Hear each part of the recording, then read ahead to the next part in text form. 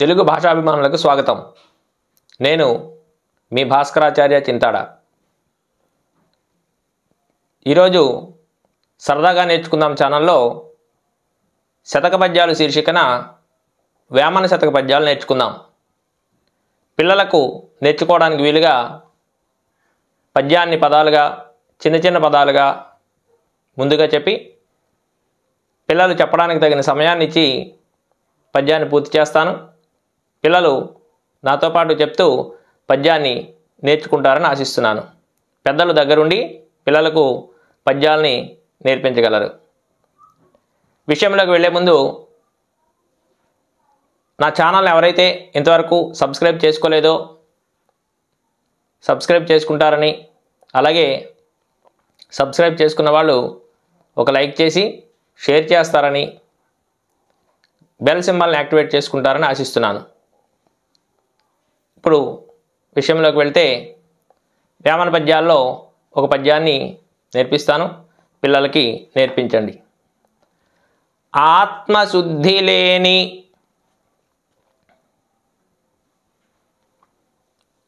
ఆచారమదియేలా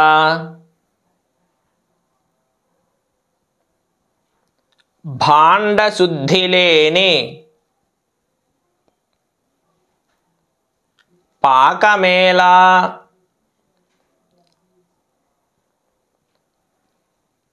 చిత్తశుద్ధి లేని శివ పూజలేలరా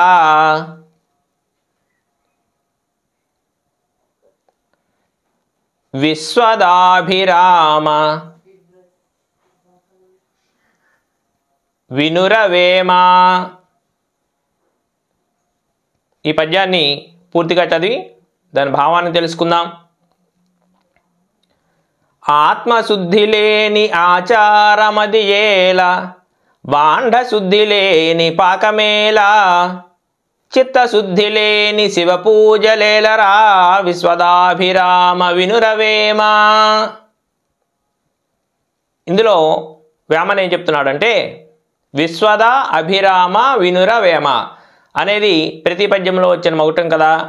ఇందులో విశ్వద విశ్వానికంతటికి దానం చేసేవాడు, అన్నీ ఇచ్చేసినవాడు.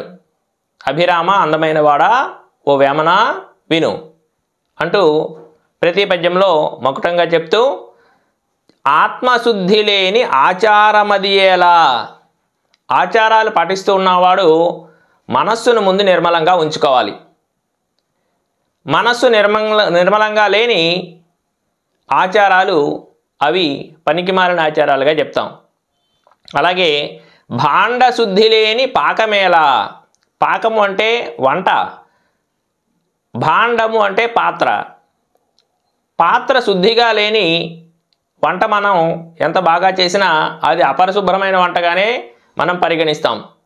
కాబట్టి ఎప్పుడైనా వంట చేసినప్పుడు వంట చేసే పాత్రలు ఏవైతే ఉన్నాయో అవి శుభ్రంగా ఉంచుకోవాలి. శుభ్రమైన పాత్రలో వంట చేయాలి, లేకపోతే ఆ వంట వ్యర్థమైనది అని దీని అర్థం. చిత్తశుద్ధి లేని శివ పూజలేలరా, పూజ చేయడానికి కూర్చుంటాం, మనసులో ఎన్నెన్నో ఆలోచనలు చేస్తూ ఉంటాం. అది పూజ యొక్క ఫలితాన్ని ఇవ్వదు. కాబట్టి పూజ చేసేటప్పుడు చిత్తశుద్ధి, మన మనస్సును నిర్మలంగా చేసుకుని పూజ చేస్తే ఆ భగవంతుడి మీద మనకు మనసు లగ్నం అవుతుంది, భక్తి కుదురుతుంది, భగవంతుడు పూజ మనకి మంచి ఫలితాన్ని ఇస్తుంది అని ఈ పద్యంలో వేమన మనకు చెప్తున్నాడు. మళ్ళీ ఇంకోసారి పద్యం చదువుకుందాం. ఆత్మశుద్ధి లేని ఆచారమదియేలా భాండశుద్ధి లేని పాకమేలా చిత్తశుద్ధి లేని శివ పూజలేలరా విశ్వదాభిరామ వినురవేమా. ఇది పద్యం. తర్వాత ఇంకొక పద్యం నేర్చుకుందాం. నిక్కమైన మంచి నీలమొక్కటి చాలు తళుకు బెళుకు రాళ్ళు తట్టెడేలా చాటు పద్యమరయ చాలదాయొక్కటి విశ్వదాభిరామ వినురవేమ. ఈ పద్యంలో వేమన ఏం చెప్తున్నాడు? నిక్కమైన మంచి నీలమొక్కటి చాలు తలుకు బెలుకురాళ్ళు తట్టడేలా చాటు పద్యమరయ చాలదా ఒక్కటి విశ్వదాభిరామ వినురవేమ. ఏదైనా విషయాన్ని చెప్పేటప్పుడు పనికిమాలిన మాటలు బోలెడు మాటలు మాట్లాడే కంటే మంచి మాట ఒకటి మాట్లాడితే అది విలువైన మాటగా నిలిచిపోతుంది. నిక్కమైన మంచి నీలమొక్కటి చాలు తలుకు బెలుకురాళ్ళు తట్టెడేలా. పనికిరాని గులకరాళ్ళని తట్టెడు పెట్టుకుని ముందు కూర్చునే కంటే మంచి జాతి రత్నాన్ని ఒకదాన్ని మనం పట్టుకుంటే ఎంతో విలువైనదిగా మనం దాన్ని గ్రహిస్తాం. అలాగే చాటు పద్యమరయ చాలదా ఒకటి. ఎన్నో పనికిమాలిన మాటలు బోలెడు మాట్లాడుకునే కంటే మంచి పద్యాన్ని మనం ఆ సమయంలో నేర్చుకోవడం చాలా మంచిది అని ఈ వేమన పద్యంలో మనకి వేమన వివరిస్తున్నాడు. అలాగే ఇంకో పద్యం. గంగి గోవు పాలు గరిటెడైనను చాలు కడివెడైననేమి ఖరము పాలు భక్తి కలుగు కూడు పట్టెడైనను చాలు విశ్వదాభిరామ వినురవేమ. గంగి గోవు పాలు గరిటెడైనను చాలు కడువడైననేమి ఖరము పాలు భక్తి కలుగు కోడు పట్టెడైనను చాలు విశ్వదాభిరామ వినురవేమ. ఈ పద్యంలో వేమన ఏం చెప్తున్నాడు?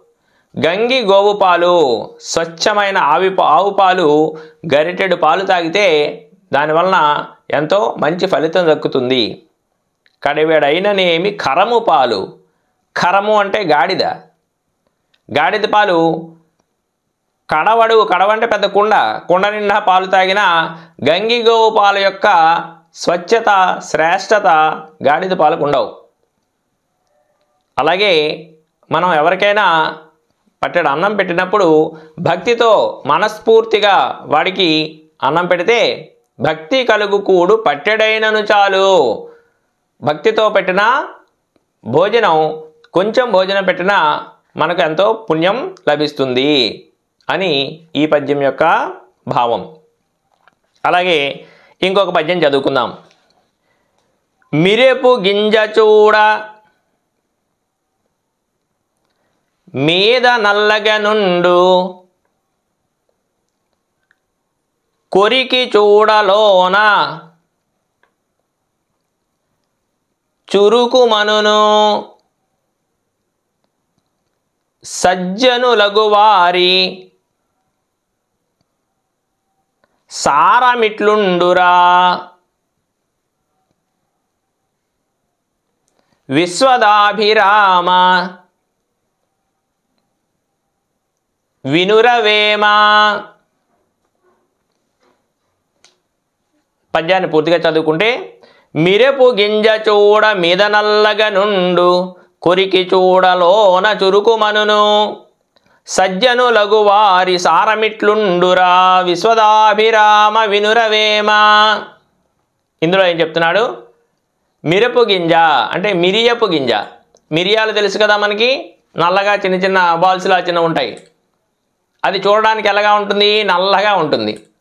కానీ దాన్ని మనం కొరికి చూస్తే కారంగా ఉంటుంది. చురుకుమనును నాలుక మండుతుంది కదా.